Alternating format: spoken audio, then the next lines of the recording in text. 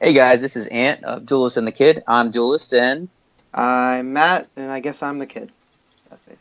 we will be a one-stop shop for all things Yu-Gi-Oh, hitting you up weekly with episodic content, including such things as Mainly some deck list discussions, meta shifts, and maybe market watches. We might not do that too much unless there's something like really worth talking about in that as regard. well as anything that you guys, want us to really talk about, or if there's any old type of formats you want us to revisit, maybe talk about what was really exciting then. We can definitely do that.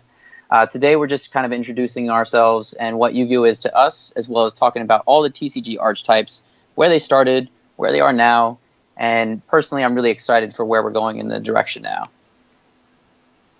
All right, so yeah, first one, pretty much the I'd say the worst one, honestly, would be Noble Knight. Uh, it it was Had some of the pretty. coolest It's artwork, though.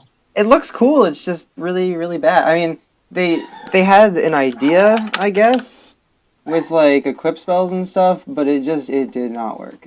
They only really the best equip spell, the only one I'd say is actually just like good, is the one that doesn't re-equip. Whereas all the ones that like re-equip and stuff don't really do much of anything. The deck kind of did nothing altogether, and just Unfortunately, yeah. it was based on one of the most popular European legends of all time, the Arthurian legends, which I'm a huge fan of personally. Oh, I love Uh, that stuff. Yeah, it's so great, but it's just it just couldn't really do much. no. Excalibur was not indestructible, and even when OCG got Merlin and we got Merlin in our extra pack or whatever that $40 thing was that no one bought, it just really didn't do anything. I was one of those suckers who actually bought it, Yeah, but cool like, sleeves, cool sleeves. oh yeah, no, I So still we're have those. we're really not going to go into Noble Knights too much because there's really not much to say. It was kind of an experiment and it just didn't work. Yeah. Next up, though, we have the epitome of like the TCG archetypes. BA, which no matter what was hit, the deck evolved and gained power with each and every format, taking spots in multiple high-level tournaments, YCSs, winning a lot of them, as well as our 2015 Nationals. Yeah, the deck. I mean, the deck just never died. It kept getting hit in small ways, but like it just kept adapting with like it was BA then PK. Well, it went from what BA Tour It was Guide straight BA, Turbo. yeah. Tour Guide Turbo. Then they ended up playing like the three vanities and just special Yeah, summon them yeah. out, sit on that vanities. Then Fire the Lake Turbo, Fire Lake Turbo, and then eventually uh, PK Fire. Was that? PKBA, yeah. Just Yeah. so many different variants. Then we had Monarch BA, which was at Nationals Oh, in 2016 actually forgot about too. that. Yeah, I Monarch think BA. Patrick Hoban was piloting that. I faced one of those at Nationals last year as well. It was a very interesting matchup. I was playing Cosmos at the time, which we're going to go into in a little bit, but it was a very interesting matchup. It was really cool, really unique, and it's just BA has so much level for you to just spice in creativity and just keep that deck alive, which it's probably going to be alive for a very very long time unless they hit it again. I mean, I think it's gonna come back somehow. I don't think it actually can come back. Actually, now that I think about it, links kind of, unless they come out with a BA link, which is possible. But other Or than a that, generic dark or fiend type link, well, no, that's the thing though. If they come out with like a generic Darker Fiend link, it doesn't have BA in the name, and so nobody can like you can't summon any of them. Fiendish Rhino Warrior. That's true, but that's very situational. I mean, it would have to be a really ghetto version. They would need a link that can be on the field and have other monsters on the field as well. So they would. Yeah, It would. I it would hurt. mean, It would hurt consistency definitely, but it yeah. could be something that helps bump them up just a little bit. Then we're gonna talk about right now My is boys, I love UAs so much. oh god, I love this deck. This deck, in my opinion, this deck is literally like one card away from being tier one. Like now, like this deck can do some crazy shit. The only problem is it just is inconsistent as hell. I mean, like the deck needs signing deal or midfielder plus stadium. Like one of these, it's a two-card combo for the deck to start getting going, but that is too slow for most things. But if it gets going, I mean, you have access to like either OTK your opponent, or if you mess up on the OTK or something like that, you can just main phase two, turn your OTK board into a board of all negation and defense. It's like they just flip flop back and forth. It's crazy. The deck just doesn't. I mean, you need to play three stadium, and then you need to also get to your three stadium, which means you need like terraformings, and you need to open midfielder or signing deal. It's just not consistent. But I love this deck. It is so fun to play, and when it works, it really works. Like you can screw over some of the best decks of the format now with this deck if you open well.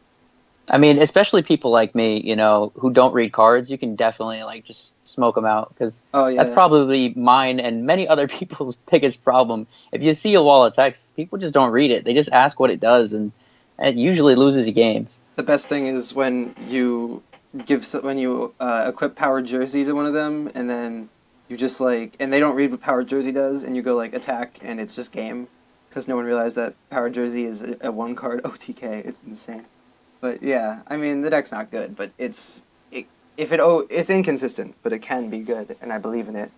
All right, Ant, go on your Cosmo And rant. speaking of OTK, my favorite deck of all time, Cosmos, Star Wars and Wizard of Oz, the weirdest couple to ever come together, but their love child has forever made me happy. This deck has multiple stages where it's evolved to. Most people don't realize that the deck has evolved. They think it's very linear. It started out with just, the lights. You could run Honest, and it was Farm Girl into Forerunner. I missed that deck. But the deck has really, really evolved with the introduction of, once we had the Dark Destroyer, it was just instant OTK. Then you had the Tin Can Turbo, Demise, Fire King Island, and something that I like to run too is Dark Planet Turbo, because a lot of times when you have a Tin Can and a Dark Planet, your opponent really can't do anything other than a fucking Kaiju, which really, really sucks because Kaiju's just shit on everything. Yeah, but I just find it funny that Kaijus came out in the same set as Cosmo. It was just they just decided to shit on them the same set that it came out. It was insane. I love Cosmos though. Cosmos I played for a long time with you. I played them for a year and a half and did not give that deck up. Even when Zoo came out, I was still playing Cosmos. Whether it was a version of Zoo and Cosmo, Kazoo, or even just Cosmo Pure sometimes. Like I was still consistently topping and winning our locals, as well as consistently topping regionals within top 24 at least with Cosmo. Yeah, and then your freaking Cosmo, what's it called? What do you call that thing with True Draco Cosmo? I call it TDKO, True Draco Cosmo Metal Foes. So that thing is just an abomination that if your opponent does not have a Ghost Ash or a Ghost Ogre, you literally win the game. It doesn't matter if they have board clears. It does not matter what they have. Even if they have a Kaiju, you still have other answers on that board. But the only thing you do lose to is hand trap. So if they have a hand trap, you lose. Or you just make a semi-decent board. If they have no hand trap, you auto-win. Yeah, but so that happened. And then in the next set, they kind of screwed up in a way. Basically, they came out with these two archetypes, and I wouldn't even say that either of them are actually bad. I think Subterrors and Spirals are both fine.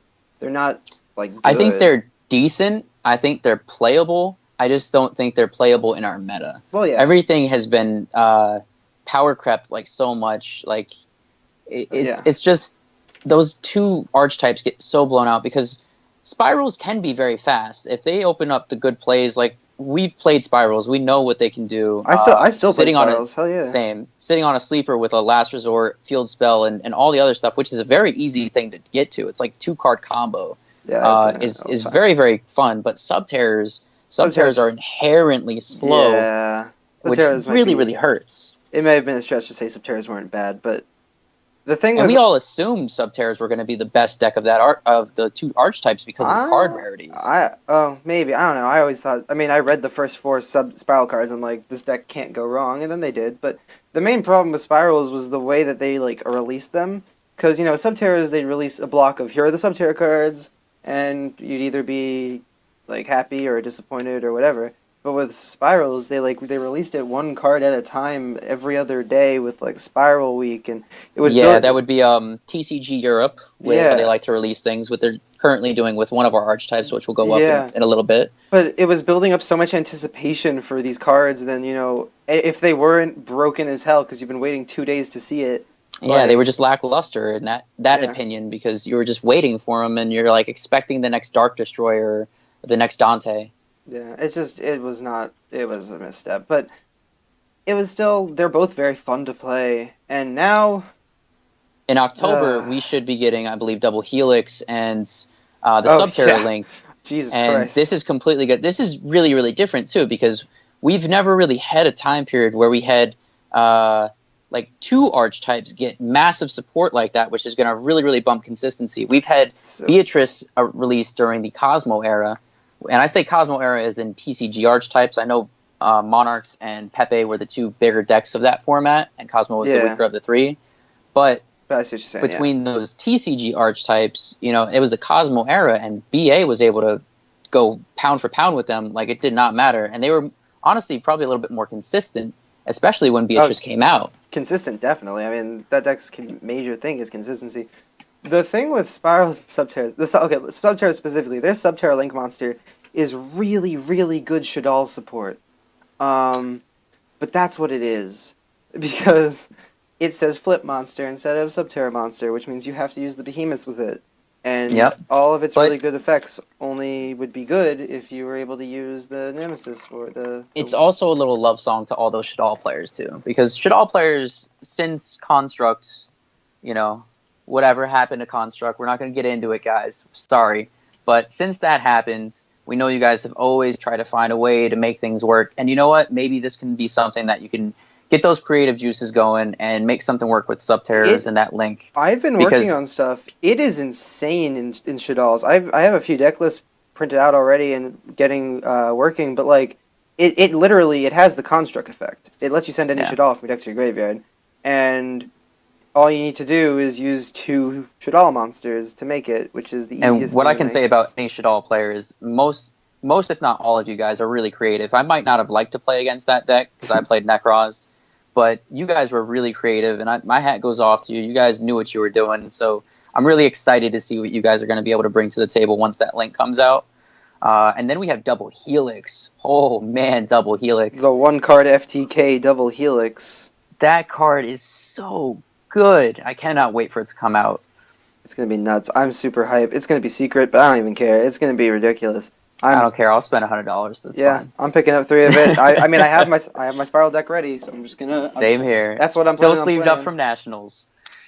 Same. And then now we arrive to Revendred and FA. These are 2 very interesting decks. Very, very different play styles for both. Who we talking about We'll first? talk about Revendred first, Alright. and then I'll let you get your heart on for FA. Revendred is really, really cool. I'm a comic book guy. Matt's a comic book guy. And this is taken like right out of the pages of Spawn. The Revendred ritual spell literally looks like Al Simmons' face being burned off. Unfortunately, he's not a black guy, so it's not, you know, actually Al Simmons, but it's whitewashed a little bit thanks to Konami TCG. We don't know that's not a black guy. He's got gray skin. If you look at that card art, and in the if you look at the portrait, there you go. Look at the portrait. Yeah, you're right. And the design for that is really, really cool. It looks his awesome, effect is broken. As someone who used to play Necroz, summon the Revendred from the grave after you ditch him to the grave and get him right back. It's so awesome. And then the effect where you can protect it like Return of the Dragon Lords is super, super busted. So you have that protection. You have Disruption when he has that Cosmic Cyclone ability. I believe it's off of Hound Horde, right? Yeah, wait. What's Alpha Hound Horde? Hound Horde lets you banish the spell card.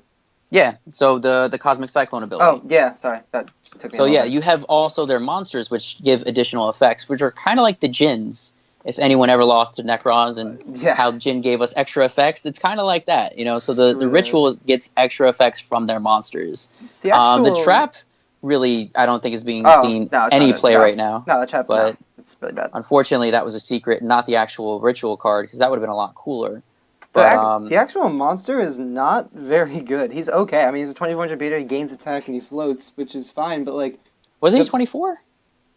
Well, yeah, I'm sorry. Yeah, 2400, and he gains 300 attack. So he's mainly going to be 27, maybe 300,000. But like, it's just, it doesn't even matter. You literally like he basically is a vanilla, honestly, because his only, and it's just the spell is that good. I've never seen an archetype where the spells are better than the actual monster. Yeah, that's just what makes that archetype right there. Like his floating effect when he dumps is really, really cool because it sets you up next turn, so you get another one, or even that same turn you get another one if you with added protection. If you do the so like even though he's not like like so strong on his own. It's all these other cards that are giving him that protection, which just makes him that much of a pain in the ass to get over.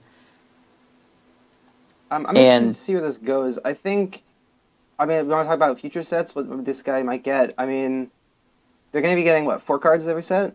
Is that Yeah, the four. number? Sometimes it's 5. Yeah, but they got 5 this set, but on average, it's like 4 cards each set. I assume, because this card can be used to ritual summon any Vendread ritual monster, I assume they're going to get like a ritual monster and a ritual spell every set, is what I would think. Or just another ritual monster. Maybe it just could another be monster. Yeah.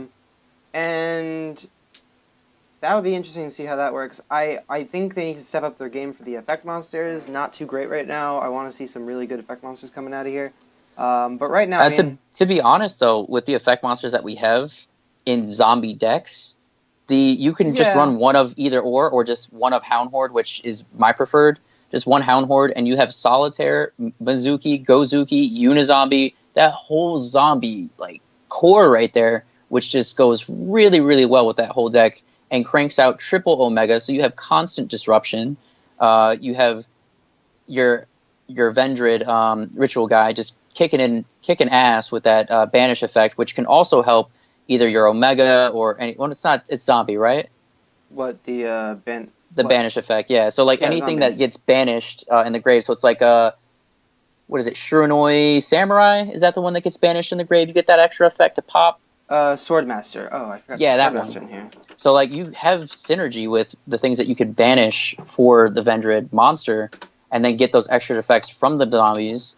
Omega can bring the zombies back. Mizuki can resummon those zombies. So it's just so much like synergy with that deck that it's really, really cool. And the plateau for that deck is only going to get better because we already have a huge core that we can spice Revendread into.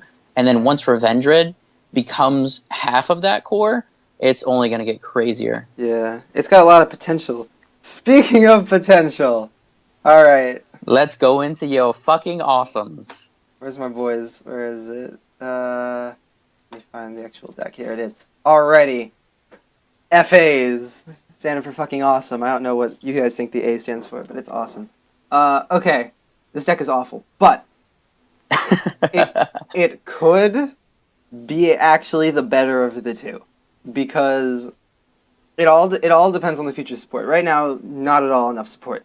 But the actual idea at first sounds really bad, but in testing, I realized how high you can get these levels. For those who don't know, because nobody knows what this archetype does, basically their attack are equal to their levels times 300. So they start out with 1200 attack, and then every time you use an FA spell or trap card, they gain a level, and they all get an effect when they're level 7 or higher. And 7 might sound like an awkward number, but that's actually the perfect number, because if you bring out an FA and then activate the field spell, they become level 5, and the field spell gives them 2 levels during the battle phase, so during the battle phase they will be level 7 or higher, and they'll get their effects. And right now, Hang on Mock is actually ridiculously good and underrated, because it's Dark Law. Any card sent to your opponent's graveyard is banished instead, but it's also unaffected by any monster effects with level lower than it, so you can just like bring this out against Zoo, make it level 5, and Zoo can't do anything to out this card. It's really, really good. It's so fun. But they need to draw a monster. That's the problem with this deck right now, is like the spell cards do absolutely nothing unless you have a monster. We need something that searches an FA card or an FA monster, or you need something, because the field spell, if it's popped, can search, but you don't want that to be popped. You need that on the board because it really sets up your plays. Yeah. We have nothing besides like Gear Gigant X that's going to search like a machine or something like that, or some really stuff that you don't want to put into the deck because you can get a search from it, but it really doesn't help you consistency wise. Yeah. So right now, Matt is playing some weird build that actually really kind of works. I was just testing it out a little while ago. I was working on this deck for a good... however, the minute the effects of the cards were announced, I started working on different builds. I came up with a really silly one with Kaijus, because there's a card called Give and Take, which is actually hilarious in this deck. And that build is not very consistent, but it is just to see how high I can get the levels. My high score so far is 50 levels. But we'll see where we can go, because there is no maximum. And he is not shitting on you about that. Like, literally 50 levels. We've seen it. There is no maximum, I should say. These guys don't stop at 12. You can get these to level 12, but then also, like, 33 if you want to, and that's actually not ridiculously high of a number because. Yeah, because most cards will, as you said before, will list maximum 12 for a level, but there is no actual maximum level. Yeah, if every card that says like increases cards level or decreases cards level, like they will say on the card text maximum, but the actual game mechanic of levels doesn't have a maximum, which is why if they wanted to, they could release a level 13 monster right now. But a thing about this deck which is interesting is, you know, you can give these guys really ridiculous effects, but make it so that they like these guys could be level 4 boss monsters, but they're only boss monsters once they become a certain level. So like you could have like a really really broken like big guy, but he'd just be a level 4 with 0 attack. But like, yeah, right now the fact that there's only 6 like FA monsters, like your monster count for FAs has to be 6 because there's only 2 monsters. You're kind of forced to play Demise right now because you have no other way of getting to them, which kind of sucks because there's a lot of cool stuff you could do with special summoning and combos and stuff, but it just doesn't work unless you have an FA. So it's either the combo crazy one or the consistent one, which is kind of sucky. But even then, both of those decks were actually, that's going to be for our episode 2. We're going to be going over both the Revenge deck and the FA deck, and just where they are right now, where we think they're going to go, and just how fun they are to play. We'll even post up on our channel, Team Knockout, a video between the two decks interacting with each other, so you can kind of see the play styles of both and how crazy and stupid FA can get. But yeah, that's pretty much it, guys. This is first episode of Duelist and the Kid. Hopefully you guys like this, and we're going to be hitting you up with more episodes every week, maybe more than one if we feel up to it. We feel like we have enough time to really do that. If you guys have any things that you want to see us talk about or anything like that, let us know. I also want to give a shout out right now to Steve Clarkson at Clarkson's Corner, because he is going to be running a full power tournament, which we have on this channel. We're going to try and stream it for you guys. We're going to do 8 of the best decks of all time. We don't have the full list right now. Yeah, actually, I do. I have it with me. You do? Right now, all right, good. Go over that list real quick. So yeah, it's going to be 16 players, 2 people for the same deck, and we have Dragon Rulers, which I have on the screen right now because that's what I'm playing. I'm repping Dragon Rulers because I'm a bad person. Baby Rulers specifically, for at least this tournament. Then Necros, which Ant's going to be playing. Inzectors. I don't know who's playing Inzectors, but there's going to be 2 Inzector players. They're going to get killed. Like that's... Yeah, each deck, by the way, is going to have 2 players representing it. So it'll be like elimination, top 16 right away, bam, in and out. Yeah. We don't want that tournament going on for 3 days. I disagree. And then BA, which is the triple tour guide build. So they don't have Beatrice, as far as I know, which is interesting. But they do have like Fire Lake and 3 tour guides and all that. Pepe, two Pepe decks. Mm-hmm. God damn. Pure Zoo, actually, with 3 rats and the Lunalite combo, which is going to be annoying to play against because it's going to take 3 hours for their turn. And then Dino Rabbit is kind of in this tournament. I don't know why, but I guess it is. And Shadalls, I think, are the last deck. Yeah, I think we threw in 2 Shadalls just to make some people happy, you know. Those Shadal guys just never get a chance, and you know, this is for you guys. The tournament is literally going to be Dragon Rulers, Necros, Pepe, and a bunch of other decks that don't matter. Yeah, that's really it. It's those top 3, and whatever else happens. So yeah, this is pretty much the end, guys. We want to give another shout out to Fridays. Make sure you go to your local Fridays on Thursdays for those $10 rib specials. Shut up. If you don't like coleslaw, just get 2 extra orders of fries. It's all $10. And don't forget to download that Fridays Rewards app because that shit is boss as fuck. That's it, guys. So this is Ant, a.k.a. Duelist, and... Matt, otherwise known as The Kid, I guess. Sad face. Yeah. Sure. All right, guys. We'll see you next time. All right. Bye.